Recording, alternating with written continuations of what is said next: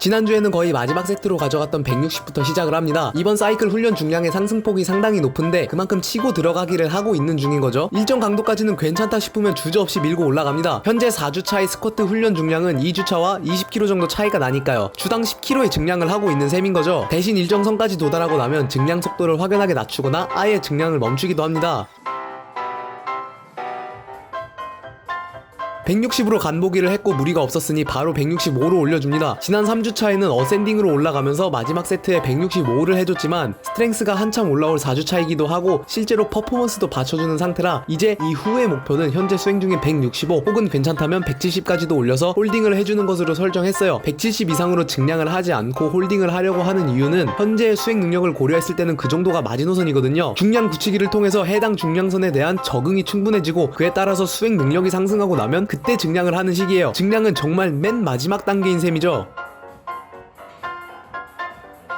170으로 증량을 하기에는 여유 피로도가 굉장히 타이트해질 것 같아서 이번 훈련은 165 홀딩을 하는 것으로 결정을 했어요. 왜 탑싱글 훈련은 하지 않느냐고 물어보시는 분들이 계시는데 대회가 있다거나 특정한 목적이 있는 경우가 아니라면 굳이 탑싱글 훈련을 하지 않아도 괜찮다고 생각하거든요. 고중량 훈련 때에도 최소 3회를 챙겨가는 이유가 3대 기록의 증량 그 자체를 1순위로 설정하는 게 아니라 수행 능력의 상승을 1순위로 설정하고 있어서 그렇습니다. 수행 능력의 상승을 목적으로 훈련을 하게 되면 보다 안정적으로 증량을 가져갈 수 있기 때문이죠. 그런데 마지막에 깔렸죠? 보시면 발 뒤꿈치가 뜨면서 앞쪽으로 쏠렸기 때문이란 걸 확인할 수가 있고요. 이처럼 깔렸는데 단순하게 내 힘의 부족으로 깔끔하게 깔리는 것이 아니라 방금처럼 쏠린다거나 어딘가 틀어졌다거나 하면서 깔렸다면 왜 그렇게 깔렸는지 바로 분석을 하시는 게 좋습니다. 물론 본인이 체감을 가장 잘 하겠지만 그래서 영상을 찍는 이유도 있는 거고요. 그렇다면 왜 앞쪽으로 쏠렸느냐? 저는 뒷판에 비해서 앞판이 약해요. 그래서 최하단부에서 복압에만 신경을 너무 강하게 준 나머지 무게중심이 앞쪽으로 쏠리게 됐다는 거죠. 이처럼 개인마다 약한 부분들이 달라서 깔리는 패턴 또한 굉장히 특정적으로 나타나게 됩니다. 이 패턴을 보고 약한 부분을 강화시켜주면 자연스럽게 해결이 되는 부분인 거겠죠?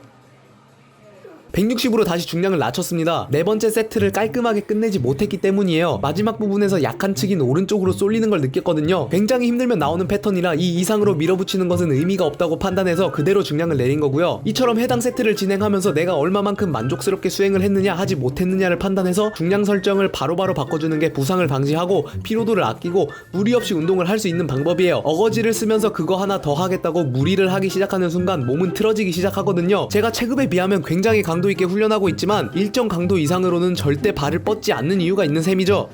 아까 중간에 한번 깔렸으니 볼륨을 채워주기 위해서 싱글 세트를 추가적으로 진행했어요. 싱글 세트인 대신 ATG로 깊이를 한번 챙겨줬고요.